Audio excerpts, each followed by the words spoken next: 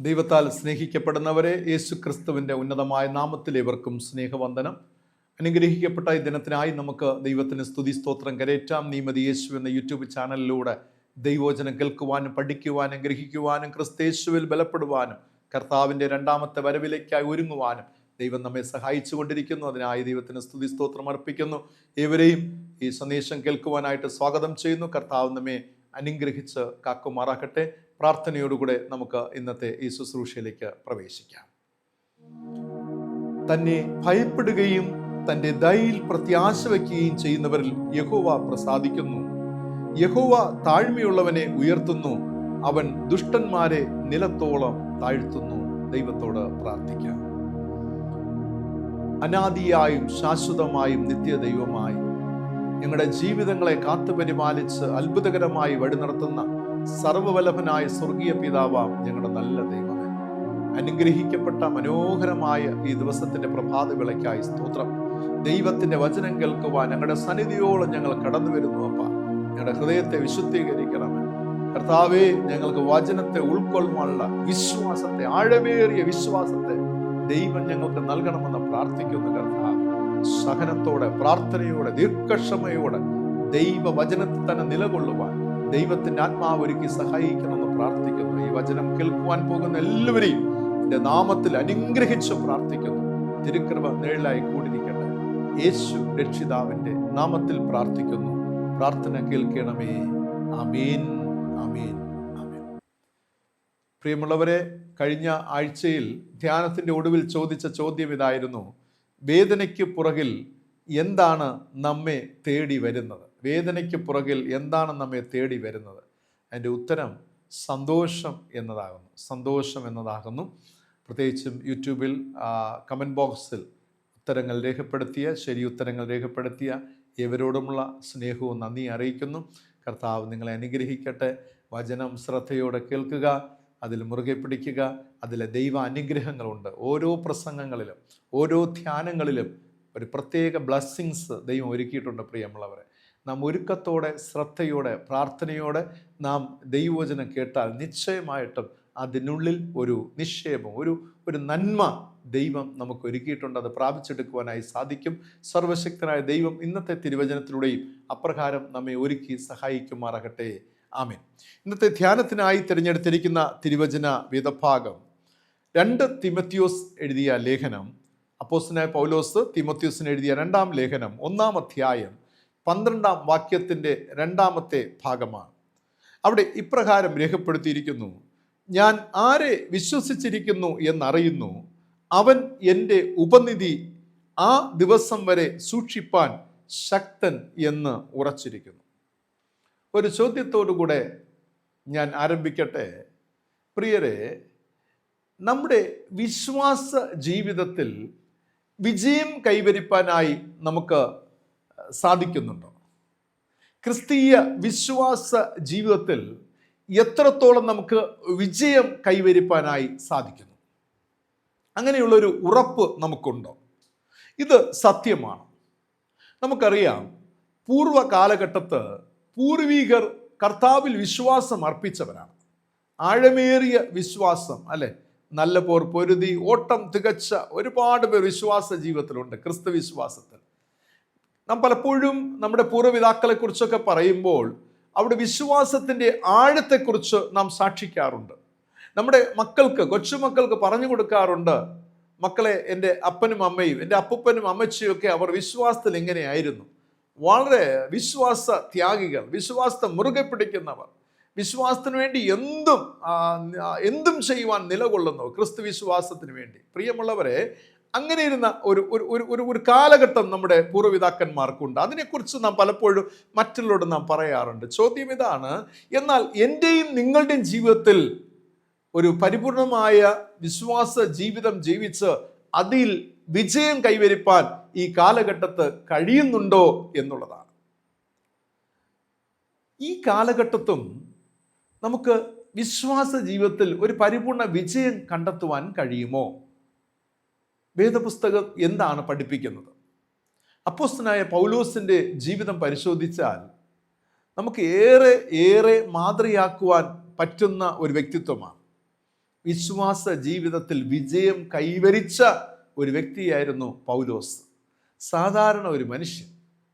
അവൻ്റെ ജീവിതത്തിൽ മാനസാന്തരത്തിൻ്റെ അനുഭവത്തിൽ വന്നതിന് ശേഷം നമുക്ക് മനസ്സിലാക്കുവാൻ കഴിയുന്നത് അവൻ്റെ ജീവിതത്തിൽ വിശ്വാസത്തിൽ പൂർണ്ണത കൈവരിപ്പാൻ കഴിഞ്ഞു എന്നുള്ളതാണ്. അവൻ അതിൽ സക്സസ് ആയി എന്നുള്ളതാണ്. തൻ്റെ ഫെയ്ത്ത് റിലേറ്റഡ് ലൈഫിൽ, ക്രിസ്തുവുമായിട്ടുള്ള ഫെയ്ത്ത് റിലേറ്റഡ് ലൈഫിൽ അവൻ പൂർണ്ണ സക്സസ് അവൻ പ്രാപിച്ചെടുക്കുകയാണ്. പ്രിയരെ, അങ്ങനെയെങ്കിൽ അപ്പോസ്തലനായ പൗലോസ് വിശ്വാസ ജീവിതത്തിൽ സമ്പൂർണമായ വിജയം കൈവരിച്ചു എങ്കിൽ അതിൻ്റെ രഹസ്യം എന്തായിരിക്കും? ആ രഹസ്യത്തെ നാം മനസ്സിലാക്കിയാൽ ഇന്ന് നമുക്കും വിശ്വാസ ജീവിതത്തിൽ പൂർണ്ണമായ വിജയം കൈവരിപ്പാൻ കഴിയുമെന്നുള്ളതാണ്. എനിക്ക് മനസ്സിലാക്കുവാൻ കഴിഞ്ഞത് ഈ ഒരേ ഒരു വാക്യത്തിൽ നിന്ന്. അതായത് 2 തീമോഥെയോസ് 1 അധ്യായത്തിൻ്റെ 12 വാക്യത്തിൻ്റെ 2ാമത്തെ ഭാഗം, ഒരു ചെറിയ ഭാഗമാണ്. ഇതിൽ നിന്നും നമുക്ക് മനസ്സിലാക്കുവാൻ കഴിയും ഈ 3 കാര്യങ്ങൾ, പൗലോസിൻ്റെ വിശ്വാസ ജീവിതത്തിലെ വിജയത്തിനുള്ള 3 കാരണങ്ങൾ. ഒന്നാമത്തേത് അവിടെ പറഞ്ഞിരിക്കുന്നത്, ഞാൻ ആരെ വിശ്വസിച്ചിരിക്കുന്നു എന്ന് അറിയുന്നു എന്നാണ്. ഒന്നാമത്തേത് ഞാൻ അറിയുന്നു എന്ന ഒരു പദമാണ്. ഞാൻ അറിയുന്നു.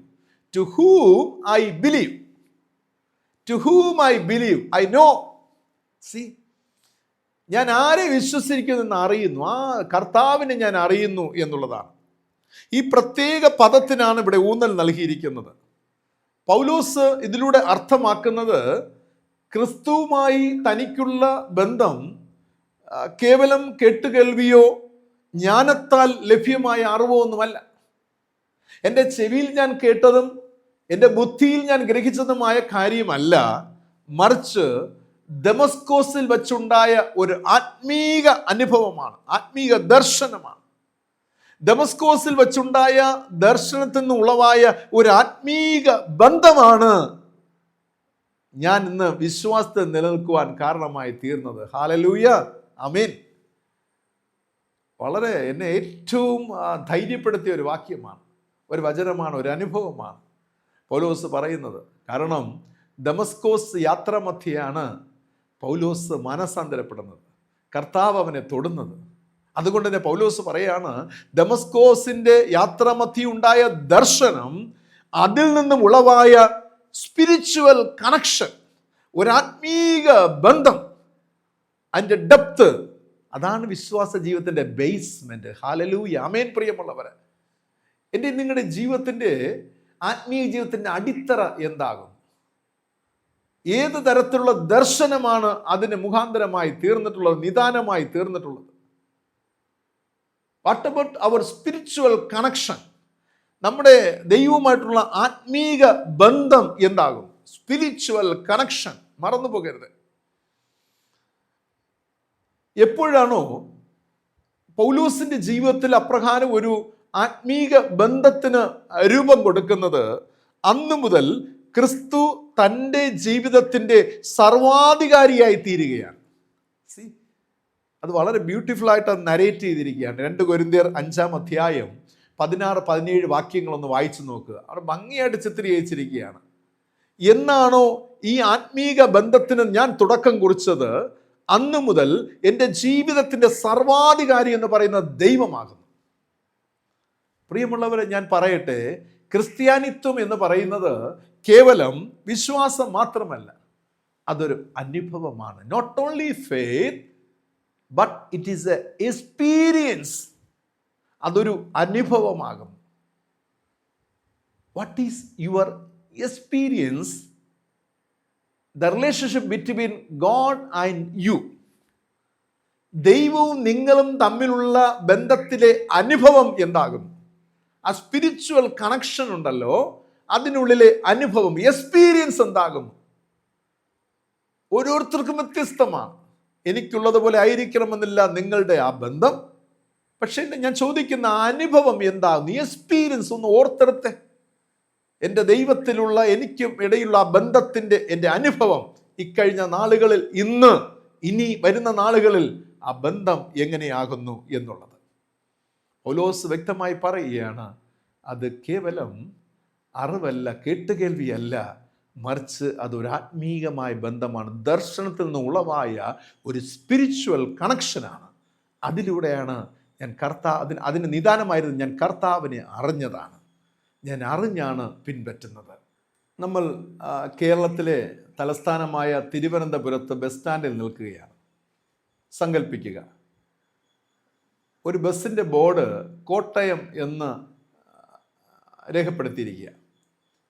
അപ്പോൾ ഒരു വ്യക്തി നമ്മോട് പറയുകയാണ്, ഈ ബസ് കോട്ടയത്തേക്കാണ് ചെല്ലുന്നത്, ഈ ബസ്സിൽ കയറിയാൽ കോട്ടയത്ത് ചെല്ലുവാൻ കഴിയും.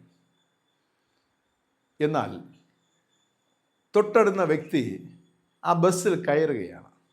കയറിയ ശേഷം അദ്ദേഹം കോട്ടയം വരെ സഞ്ചരിച്ച് കോട്ടയത്ത് പോയി ഇറങ്ങി വീണ്ടും തിരിച്ച് മടങ്ങി വരികയാണ്. ഈ രണ്ട് വ്യക്തിയിൽ നമ്മളെ വ്യത്യാസം എന്താണ്? ഒരു വ്യക്തി പറഞ്ഞു ഈ ബസ് കോട്ടയത്തേക്ക് പോകും. എന്നാൽ മറ്റൊരു വ്യക്തി എന്ത് ചെയ്തു? ആ ബസ്സിൽ കയറി അവിടെ യാത്ര ചെയ്ത് കോട്ടയത്ത് ഇറങ്ങി വീണ്ടും തിരിച്ചു വന്നിരിക്കുകയാണ്. ഇതാണ് നോളജ് ആൻഡ് എക്സ്പീരിയൻസ് തമ്മിലുള്ള വ്യത്യാസം എന്ന് പറയുന്നത്. അപ്പോൾ അതാണ് പൗലോസ് ഇവിടെ വ്യക്തമാക്കുവാൻ ശ്രമിക്കുന്നത്. എൻ്റെ ജീവിതത്തിലെ ഞാൻ കേവലം കേട്ടുകേൾവി കൊണ്ടല്ല ഞാൻ ക്രിസ്തുവിശ്വാസത്തിൽ നിൽക്കുന്നത്. ക്രിസ്തുവിശ്വാസത്തിൽ ഞാൻ സഞ്ചരിച്ചു കൊണ്ടിരിക്കുന്ന കേവലം ഒരു അറിവ് കൊണ്ടല്ല, മറിച്ച് അതിനുമൊക്കെ അപ്പുറത്ത് ഞാനും എൻ്റെ കർത്താവുമുള്ള ഒരു വ്യക്തിബന്ധമാണ്. അതുകൊണ്ട് എനിക്ക് നല്ലവണ്ണം അറിയാം ഞാൻ ആരെ പിടിച്ചിരിക്കുന്നു, ഞാൻ ആരെ പിൻപറ്റുന്നു എന്ന ബോധ്യം എനിക്കുണ്ട്. ഞാൻ അറിയുന്നു ഞാൻ ആരെ പിൻപറ്റുന്നു, ആരെ പിടിച്ചിരിക്കുന്നു എന്ന് ഞാൻ വ്യക്തമായി അറിയുന്നു. എന്നെ കേൾക്കുന്ന പ്രിയ ദൈവജനമേ, നമ്മുടെ കർത്താവിനെ നാം എത്രത്തോളം അറിയുന്നു എന്ന് മനസ്സിലാക്കുക. നാം പിൻപറ്റുന്ന, നാം വിശ്വസിക്കുന്ന, നാം പ്രാർത്ഥിക്കുന്ന, നാം ആരാധിക്കുന്ന കർത്താവ് എന്ന സത്യത്തെ എത്രത്തോളം നാം മനസ്സിലാക്കിയിരിക്കുന്നു. ഇനി വേദപുസ്തകത്തിലെ ഉടനീളം പുസ്തകങ്ങളിലൂടെ നാം സഞ്ചരിച്ചാൽ ചില വ്യക്തികളെ കാണുവാനായി സാധിക്കും. ഒന്നാമതായി ഇയ്യോബിൻ്റെ പുസ്തകം 19:25 വായിക്കുമ്പോൾ അവിടെ ഇയ്യോബ് പറയുകയാണ്, എൻ്റെ വീണ്ടെടുപ്പുകാരൻ ജീവിച്ചിരിക്കുന്നു എന്ന് ഞാൻ അറിയുന്നു. ആമേൻ. എൻ്റെ വീണ്ടെടുപ്പുകാരൻ ജീവിച്ചിരിക്കുന്നു എന്ന് ഞാൻ അറിയുന്നു. 19-ാം അധ്യായത്തിൽ രേഖപ്പെടുത്തിയിരിക്കുന്ന ആ സമയം നിങ്ങൾക്ക് ഏവർക്കും അറിയാം. ആ ഒരു സാഹചര്യം 19-ാം അധ്യായത്തിലെ ഇയ്യോബ് കടന്നുപോയ സാഹചര്യം. എല്ലാം ലോസായി, ഒന്നുമില്ല. എല്ലാം ഉണ്ടായിരുന്നപ്പോഴല്ല ഇയ്യോബ് പറഞ്ഞത്. തനിക്കുള്ളതും നേടിയതും കിട്ടിയതും എല്ലാം നഷ്ടമായി, ഒരു 0 ലെവലിൽ, ശൂന്യതയിൽ, ഇല്ല, ഒരു -ഡിഗ്രിയിൽ വന്ന് നിൽക്കുകയാണ്. അല്ലെ, തണുത്ത് വിറങ്ങലിച്ച് ഒന്ന് ചിന്തിച്ചു നോക്കിയ ഒരു -ഡിഗ്രിയിൽ വന്നിരിക്കുമ്പോൾ, ഒരു കുപ്പായം പോലും ഇല്ലാത്ത ഒരു അനുഭവത്തിൽ നിൽക്കുമ്പോൾ, -ഡിഗ്രിയിൽ നിൽക്കുമ്പോൾ, അങ്ങനെ ഒരു സാഹചര്യത്ത് ഇയ്യോബ് എത്തി നിൽക്കുമ്പോൾ പറയുകയാണ്, ഉറക്കെ പ്രഖ്യാപിക്കുകയാണ്. വളരെ ഹൈലി പ്രൊക്ലെയിംഡ് എന്നുള്ളതാണ്. വളരെ ഉറക്കെ പ്രഖ്യാപിക്കുകയാണ്, എൻ്റെ വീണ്ടെടുപ്പുകാരൻ ജീവിച്ചിരിക്കുന്നു എന്ന് ഞാൻ അറിയുന്നു. നിങ്ങൾക്ക് കഴിയുമോ? എനിക്ക് കഴിയുമോ? എൻ്റെ വീണ്ടെടുപ്പുകാരൻ. പ്രിയമുള്ളവരെ, എങ്ങനെ വീണ്ടെടുത്തിട്ടാണ് ഇയ്യോബ് ഇത് പ്രഖ്യാപിക്കുന്നത്? ഒന്ന് ചിന്തിച്ചു നോക്കി. എല്ലാം തീർന്ന് തകർന്ന് തരിപ്പണമായി, അല്ലെ, വെറും സ്മാഷായി, ആഷായി, വെറും ചാരമായി തീർന്ന ഒരു ജീവിതമാണ്. ആ ജീവിതം പറയുന്നത്, എൻ്റെ വീണ്ടെടുപ്പുകാരൻ ജീവിച്ചിരിക്കുന്നു എന്ന് ഞാൻ അറിയുന്നു. ആമേൻ. That is concrete. That is we may call concrete faith. ദൈവത്തിലുള്ള അചഞ്ചലമായ വിശ്വാസം, ഒരു കോൺക്രീറ്റ് ഫെയ്ത്ത് ഇയ്യോബിനുണ്ടായിരുന്നു. എല്ലാം പോട്ടെ, എല്ലാം തകരട്ടെ, തീരട്ടെ, പക്ഷെ ഒന്ന് ഞാൻ പറഞ്ഞു, എൻ്റെ ജീവിതത്തിൽ എനിക്ക് എല്ലാം നഷ്ടമായി, പക്ഷേ ഒന്ന് നഷ്ടമായിട്ടില്ല, എൻ്റെ വീണ്ടെടുപ്പുകാരൻ ജീവിച്ചിരിപ്പുണ്ട്. ഇപ്പോഴും ആ ദൈവവുമായിട്ടുള്ള ബന്ധം എനിക്കുണ്ട്. ഇതാണ് ഒരു യഥാർത്ഥ ഭക്തന്റെ ജീവിതം. പ്രിയമുള്ളവരെ, ഇപ്പോൾ പൗലോസ് പറഞ്ഞതിൻ്റെ പൊരുൾ നിങ്ങൾക്ക് മനസ്സിലായി കാണുമല്ലോ. പ്രിയരെ, എൻ്റെ വീണ്ടെടുപ്പുകാരൻ ജീവിച്ചിരിക്കുന്നു. ആമേൻ. നിങ്ങളുടെ ജീവിതത്തിലെ ഏതൊരു ഘട്ടത്തിലും ഇയ്യോബിനെ പോലെ ഒന്ന് പറഞ്ഞ്, ഈ പ്രസംഗം കേട്ടുകൊണ്ടിരിക്കുമ്പോൾ തന്നെ നിങ്ങളുടെ ഉള്ളത്തിൽ നിന്ന് പറഞ്ഞ്, എൻ്റെ വീണ്ടെടുപ്പുകാരൻ ജീവിച്ചിരിക്കുന്നു. ആത്മീക കണ്ണുകൾ കൊണ്ട് നോക്കി, ആത്മീക ദർശനത്തോടൊന്ന് പറഞ്ഞ്, എൻ്റെ വീണ്ടെടുപ്പുകാരൻ ജീവിച്ചിരിക്കുന്നു. ഇത് പറയുമ്പോൾ തന്നെ നിങ്ങൾക്കുള്ളിൽ ഒരു പോസിറ്റീവ് വൈബ്, ഒരു എനർജി, ഒരു ശക്തി നിങ്ങളെ വ്യാപരിക്കുന്ന നിങ്ങൾക്ക് മനസ്സിലാക്കുവാൻ സാധിക്കും. എല്ലാ നിഷേധാത്മകമായ ചിന്തകൾ തകർത്തുകൊണ്ട് ഒരു ദൈവശക്തി നിങ്ങളുടെ മേൽ ഇറങ്ങുന്നത് നിങ്ങൾ കാണുവാൻ കഴിയും. എൻ്റെ വീണ്ടെടുപ്പുകാരൻ ജീവിച്ചിരിക്കുന്നു. മറ്റൊരിക്കൽ ദാവീദ് പറഞ്ഞു, സങ്കീർത്തൻ 41:11, നിനക്ക് എന്നിൽ പ്രസാദമായിരിക്കുന്നു എന്ന് ഞാൻ അറിയുന്നു. എത്ര ബ്യൂട്ടിഫുൾ ആയിട്ട് പറഞ്ഞിരിക്കുക. ദൈവമേ, അങ്ങേക്ക് എന്നിൽ പ്രസാദമുണ്ട് എന്ന് ഞാൻ അറിയുന്നു. നമുക്കിത് പറയുവാൻ കഴിയുമോ പ്രിയമുള്ളവരെ? എൻ്റെ ദൈവത്തിന് എന്നിൽ പ്രസാദം ഉണ്ട്. അങ്ങനെ പറയണമെങ്കിൽ എത്രത്തോളം ഇൻറ്റിമസി ഉണ്ടായിരുന്നാൽ മാത്രമായിരിക്കാം പറയുവാൻ കഴിയുക, അല്ലേ? ഞാനൊരു പേഴ്സൻ്റെ പേരെടുത്ത് പറഞ്ഞിട്ട് ആ പേഴ്സണ് എന്നോട് പ്രസാദമുണ്ട്, എന്നിൽ ഒരുപാട് സന്തോഷിക്കുന്നു എന്ന് പറയുവാൻ കഴിയണമെങ്കിൽ ആ വ്യക്തിയുമായിട്ട് എന്തോരം അടുപ്പം എനിക്കുണ്ടായിരിക്കണം, അല്ലേ? ആ ഒരു അടുപ്പമാണ് ദാവീദും ദൈവവുമായിട്ടുള്ളത്. അത് ഇന്നും ഇന്നലെയും തുടങ്ങിയതല്ല. വർഷങ്ങൾ കുറേയായി, കാലങ്ങൾ കുറേയായി തനിക്ക് ഓർമ്മ വച്ച നാൾ തുടങ്ങിയ ഒരു ബന്ധമാണ് ദൈവവുമായിട്ട്. അതുകൊണ്ടാണ് പറഞ്ഞത്, ദൈവത്തിന് എന്നിൽ പ്രസാദമുണ്ട്. കോൺഫിഡൻറ്റോടെ പറയുക. എനിക്ക് വേറെ ആരുടെ സർട്ടിഫിക്കറ്റ് ആവശ്യമില്ല. No, I don't want anyone's certificate, because I know very well എൻ്റെ ദൈവത്തിന് എന്നിൽ പ്രസാദമുണ്ട് എന്ന് ഞാൻ അറിയുന്നു. പ്രിയരെ, ഇതാകണം ഓരോ ദൈവപൈതലിൻ്റെയും ഏറ്റുപറച്ചിൽ, ഓരോ ദൈവപൈതലിൻ്റെയും പ്രഖ്യാപനം ഇതാകണം പ്രിയമുള്ളവരെ. മൂന്നാമതായി യെശയ്യാ പ്രവചനത്തിൽ ഇപ്രകാരം പറഞ്ഞിരിക്കുന്നു, യെശയ്യാവ് 50:7, ഞാൻ ലജ്ജിച്ചു പോകുകയില്ല എന്ന് ഞാൻ അറിയുന്നു. ഇതും ദൈവവുമായിട്ടുള്ള സ്പിരിച്വൽ കണക്ഷനിൽ നിന്ന് ഉളവാകുന്ന ഒരു പ്രൊക്ലമേഷനാണ്. ഞാൻ ലജ്ജിച്ചു പോകുകയില്ല. No, never. ഈ ലോകമെല്ലാം പറയട്ടെ, ഞാൻ തീർന്നു പോകും, തകർന്നു പോകും, ഇനി ഇല്ലാണ്ടാകും, ഒരു നിന്നാപാത്രമായി തീരും. പക്ഷേ ഇവിടെ പറയുകയാണ്, ഞാൻ ലജ്ജിച്ചു പോകുകയില്ല എന്ന് ഞാൻ അറിയുന്നു. അതിന് അർത്ഥം എന്താണ്? അതിൻ്റെ മറുവശം, എന്നെ ലജ്ജിച്ചു പോകുവാൻ ദൈവം അനുവദിക്കുകയില്ല. ഞാൻ സേവിക്കുന്ന, ഞാൻ ആരാധിക്കുന്ന, ഞാൻ പ്രാർത്ഥിക്കുന്ന, ഞാൻ മുറുകെ പിടിച്ച എൻ്റെ ദൈവം ഞാൻ ലജ്ജിച്ചു പോകുവാൻ അനുവദിക്കുകയില്ല. ആമേൻ. പ്രിയമുള്ളവരെ, എത്ര ധന്യമായ വാക്കുകൾ പ്രിയമുള്ളവരെ. ദൈവത്തിൻ്റെ വചനം എത്ര ഉന്നതമായത്. ചേർത്ത് പിടിച്ച് ഒരിക്കലും പരാജയപ്പെടുകയില്ല. ദൈവത്തിൻ്റെ വചനത്തെ ചേർത്ത് പിടിച്ച്, കർത്താവിനെ ചേർത്ത് പിടിച്ച് ഒരിക്കലും നിങ്ങൾ വീണു പോകുകയില്ല, താണു പോകുകയില്ല. സമൂഹത്തെ കണ്ട്, ക്രിസ്ത്യാനികളെ കണ്ട് ഒരിക്കലും ദൈവത്തെ മെഷർ ചെയ്യരുത്, ദൈവത്തെ അളന്നു നോക്കരുത്. You will fail. നിങ്ങളുടെ വിശ്വാസ ജീവിതം തകർന്നു പോകും. ഈ ലോകത്തിലെ ജീവിതത്തെ കണ്ട്, മറ്റു മനുഷ്യരെ കണ്ട് ഒരിക്കലും നിങ്ങൾ ദൈവത്തെ മെഷർ ചെയ്യരുത്. നിങ്ങൾ ദൈവത്തെ മെഷർ ചെയ്യേണ്ടത്, അളന്നു നോക്കേണ്ടത് നിങ്ങളുടെ രക്ഷയുടെ അനുഭവം വച്ചാണ്. ഇന്നലകളിൽ നിങ്ങളെ നടത്തിയ, നിങ്ങൾ ജയോത്സവമായി നിർത്തുന്ന, നിങ്ങളെ ഉയർത്തുന്ന, മാനിക്കുന്ന ആ ദൈവത്തെ ആ നിലയിൽ നിന്നുകൊണ്ട് നിങ്ങൾ അളന്നു നോക്കുക. You can find out. സ്തുതിക്കുവാൻ ഒരുപാട് കാരണങ്ങളുണ്ടാകും. അതെ, അപ്പോൾ പറയുവാൻ സാധിക്കും, ഞാൻ ലജ്ജിച്ചു പോകുകയില്ല എന്ന് അറിയുന്നു. പ്രിയമുള്ളവരെ, ഓരോ ഭക്തനും ഇതേ നിലയിലുള്ള ഒരു യഥാർത്ഥമായ അറിവാണ് ആവശ്യം. അതുകൊണ്ടാണ് പൗലോസ് പറഞ്ഞത്, ഞാൻ ആരെ വിശ്വസിച്ചിരിക്കുന്നു എന്ന് അറിയുന്നു എന്നത്.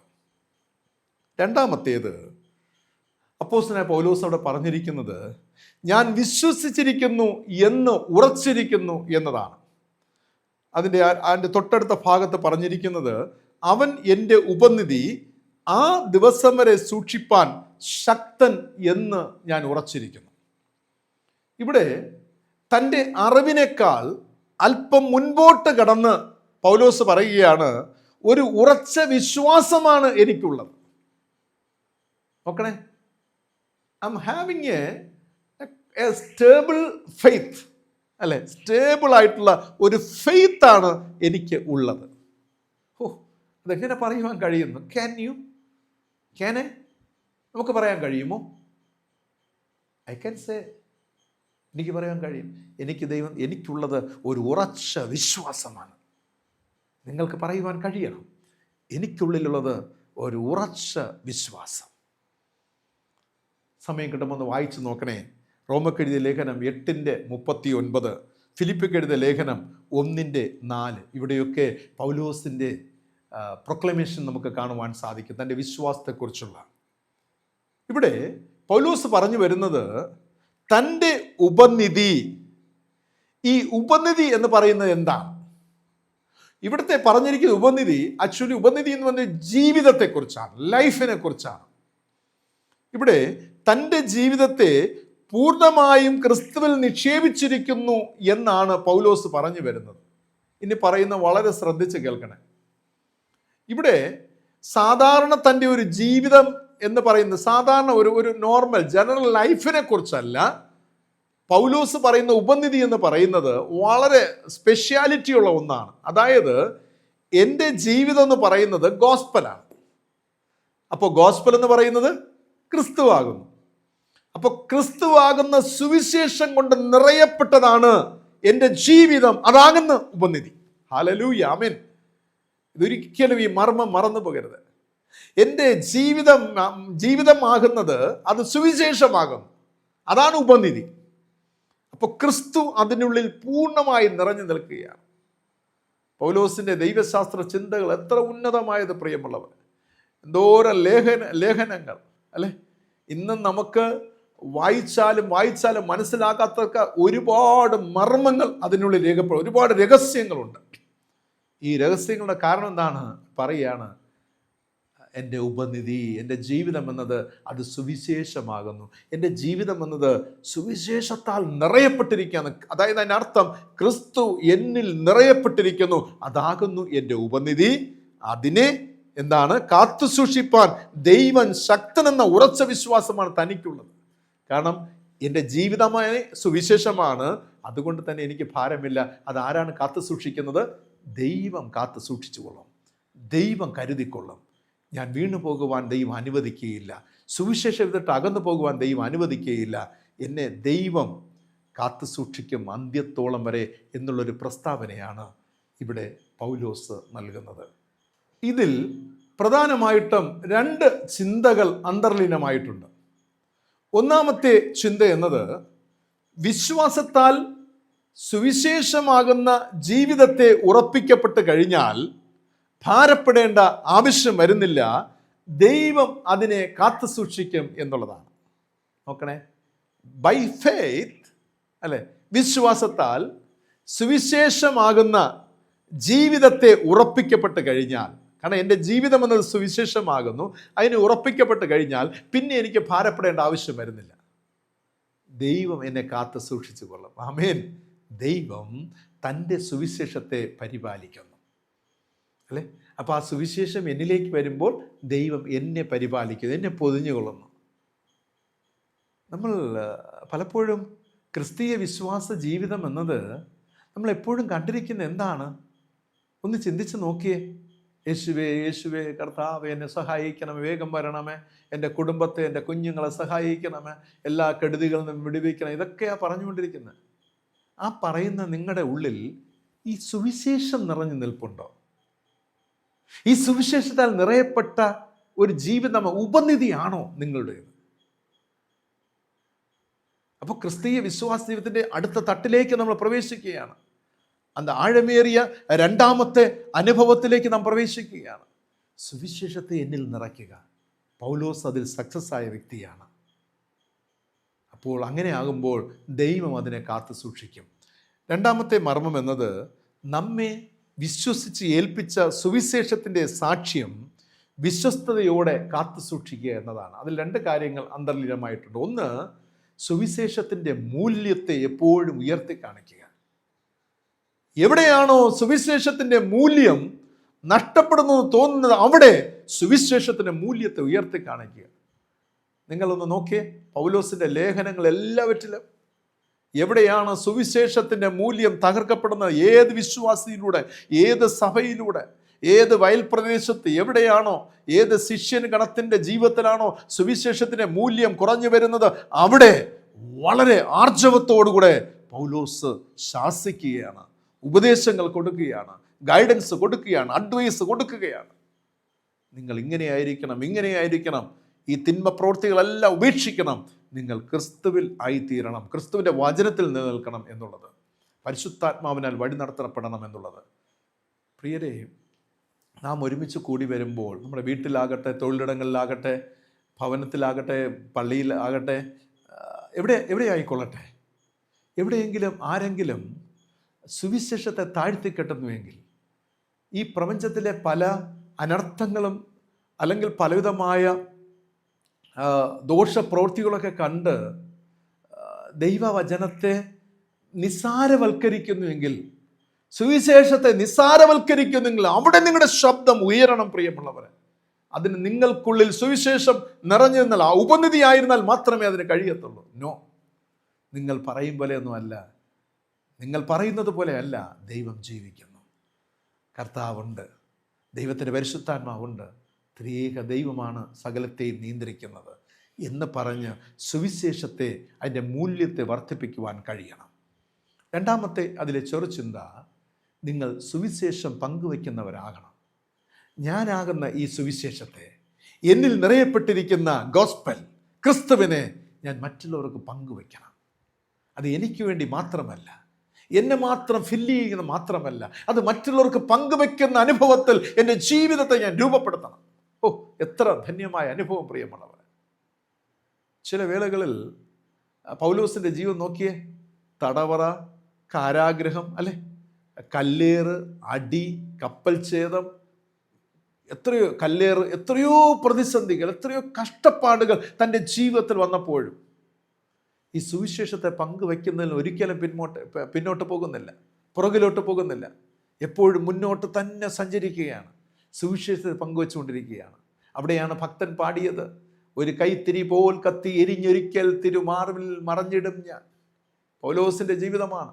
ഞാൻ സ്വയം ചില വേളകൾ ഉരുകുമ്പോഴും എന്നിൽ നിന്നും പ്രകാശം മറ്റുള്ളവർക്ക് ഞാൻ നൽകിക്കൊണ്ടിരിക്കുകയാണ്. ചിലപ്പോൾ ഒരു വ്യക്തിക്കാകാം, ചിലപ്പോൾ ഒരു കുടുംബത്തിനാകാം, ചിലപ്പോൾ ഒരു സമൂഹത്തിനാകാം, ഒരു ഗ്രാമത്തിനാകാം, ഒരു പട്ടണത്തിനാകാം, ഒരു ആലയത്തിനാകാം, ഒരു ദേശത്തിനാകാം നിങ്ങൾ പ്രകാശം നൽകുന്നത്. ഭാരമുണ്ടോ? എന്നിലൂടെ മറ്റുള്ളവർക്ക് പ്രകാശം ലഭിക്കുന്നുണ്ട്, പക്ഷേ ഞാൻ സ്വയം ഉരുകിക്കൊണ്ടിരിക്കുകയാണ്. സന്തോഷിപ്പിൻ. പൗലോസിൻ്റെ ജീവിതം അതായിരുന്നു. തന്നിലുള്ള സുവിശേഷത്തെ, താൻ ആരോഗ്യത്തിൽ ബലഹീനനായപ്പോഴും, സാമ്പത്തികമായ ബുദ്ധിമുട്ടുകൾ അനുഭവിച്ചപ്പോഴും, വേദനകൾ, പരിഹാസങ്ങൾ, നിന്ദകൾ, പീഡകൾ ഏറ്റുവാങ്ങിയപ്പോഴും അവൻ പ്രകാശിച്ചു കൊണ്ടിരിക്കുന്ന ഒരു വിളക്കായി നിൽക്കുകയാണ്. എരിഞ്ഞ് പ്രകാശിക്കും വിളക്കായി. യോഹന്നാൻ സ്നാപകനെ കുറിച്ച് പറയുമ്പോൾ അവൻ എരിഞ്ഞ് പ്രകാശിക്കുന്ന ഒരു ദീപമായിരുന്നു, വിളക്കായിരുന്നു. പ്രിയമുള്ളവരെ, നമ്മുടെ ജീവിതം പ്രകാരമായി തീരണം. സുവിശേഷം മറ്റുള്ളവർക്ക് പങ്കുവയ്ക്കണം. പ്രിയമുള്ളവരെ, ഈ തലമുറയിൽ സുവിശേഷത്തെ പങ്കുവയ്ക്കുവാൻ നാം എഴുന്നേൽക്കണം. ഒരു തലമുറ എഴുന്നേൽക്കണം, സുവിശേഷത്തെ മറ്റുള്ളവരിടത്തിൽ എത്തിക്കുവാൻ ഒരു വലിയ തലമുറ എഴുന്നേൽക്കേണ്ടിയിരിക്കുന്നു. എവിടെ? സുവിശേഷം അറിയിക്കുന്ന ഭക്തന്മാർ എവിടെ ഇന്ന്? എല്ലാവരും തങ്ങൾക്കുള്ളിൽ ഒതുങ്ങിക്കൂടിയിരിക്കുകയാണ്. ക്രിസ്തുവിശ്വാസികളാണ്, പക്ഷെ തങ്ങൾക്കുള്ളിൽ ആരും തങ്ങൾ ചെയ്യേണ്ട ചുമതലകൾ ചെയ്യുവാൻ മുൻവരുന്നില്ല. ആകയാൽ നിങ്ങൾ പുറപ്പെട്ടു പോകുവിൻ. ആരോടാ പറഞ്ഞത്? ക്രിസ്തുവിശ്വാസികളോട്, ക്രിസ്തുവിൻ്റെ ശിഷ്യരോടുകൂടെ. ആരാണ് ക്രിസ്തുവിൻ്റെ ശിഷ്യർ? തന്നെ അനുഗമിക്കുന്ന ഓരോ വിശ്വാസിയും ക്രിസ്തുവിൻ്റെ ശിഷ്യഗണത്തിൽ ഉൾപ്പെട്ടവരാകുന്നു. നമ്മോട് നൽകിയ സുവിശേഷമാണ്. ആകയാൽ നിങ്ങൾ പുറപ്പെട്ടു ചെന്ന്, അല്ലെ, ഈ സുവിശേഷം സകല ജനത്തോടു കൂടെ പറയുക. സകലരെയും ക്രിസ്തുവിൻ്റെ നാമത്തിൽ ദൈവത്തിൻ്റെ അടുക്കലോളം കൊണ്ടുവരിക. ഈ ഒരു വലിയ പ്രേക്ഷിത പ്രവർത്തനം നമ്മെ ഏൽപ്പിച്ചിട്ടുണ്ട് പ്രിയമുള്ളവരെ. അത് നാം ഒരിക്കലും മറന്നു പോകരുത്. അങ്ങനെ ചെയ്യുമ്പോഴാണ് വിശ്വാസ ജീവിതത്തിലെ വിജയം കൈവരിപ്പാനായി സാധിക്കുന്നത്. നമ്മുടെ വിശ്വാസ ജീവിതത്തിൻ്റെ വിജയം അവിടെയാണ് നമുക്ക് മനസ്സിലാക്കുവാനായി സാധിക്കുന്നത്. ഏറ്റവും ഒടുവിലായിട്ട് ഈ 2 തീമോഥെയോസ് 1-ാം അധ്യായത്തിൻ്റെ 12-ാം വാക്യത്തിൽ അതിൻ്റെ ഒരു ചെറിയ പൊരുളുണ്ട്. ഒരു സൈക്കോളജിക്കലി, മനഃശാസ്ത്രപരമായി ഒരാശയം അതിനുള്ളിൽ അന്തർലീനമായിരിപ്പുണ്ട്. അത് മറ്റൊന്നുമല്ല, ഐ ഹാവ് കമ്മിറ്റഡ് എന്നുള്ളതാണ്. ഞാൻ സമർപ്പിച്ചിരിക്കുന്നു, ഞാൻ അവനെ ഫലമേൽപ്പിച്ചിരിക്കുന്നു. അതായത് എൻ്റെ ജീവിതത്തെ, സുവിശേഷമാകുന്ന എൻ്റെ ജീവിതത്തെ ദൈവത്തിൻ്റെ കരത്തിൽ ഞാൻ ഫലമേൽപ്പിച്ചിരിക്കുന്നു. അവനാണ് എന്നെ നിയന്ത്രിക്കുന്നത്, ദൈവമാണ് എന്നെ നിയന്ത്രിക്കുന്നത്. ഞാൻ എന്നെ നിയന്ത്രിക്കുന്നില്ല, എൻ്റെ ദൈവം എന്നെ നിയന്ത്രിക്കുന്നു. എന്നെ മുംബൈയിലേക്ക് പോകുവാൻ പറയുന്നുണ്ടോ? മറ്റൊരു സ്ഥലത്തേക്ക് പോകുവാൻ പറയുന്നുണ്ടോ? ആരുടെയെങ്കിലും ജീവിതത്തിൽ ഞാൻ ഉപയോഗപ്പെടണമെന്ന് ദൈവം പറയുന്നുണ്ടോ? ഞാനത് ചെയ്തുകൊണ്ടേയിരിക്കുന്നു.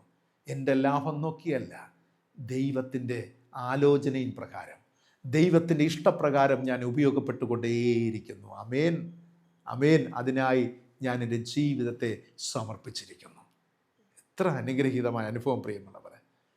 സമർപ്പണം എന്ന് പറയുന്നത് നമ്മുടെ കൈ പിൻവലിച്ചുകൊണ്ട് സംരക്ഷണത്തിനായി ഒരു വസ്തു മറ്റൊരു വ്യക്തിയുടെ അധീനതയിലും സൂക്ഷിപ്പിലും വിട്ടുകൊടുക്കുക എന്നതാണ് അർത്ഥം. സങ്കീർത്തനം 37:5, രമ്യ പ്രവചന പുസ്തകം 17:7 വായിച്ചു നോക്കുക, മനസ്സിലാകും.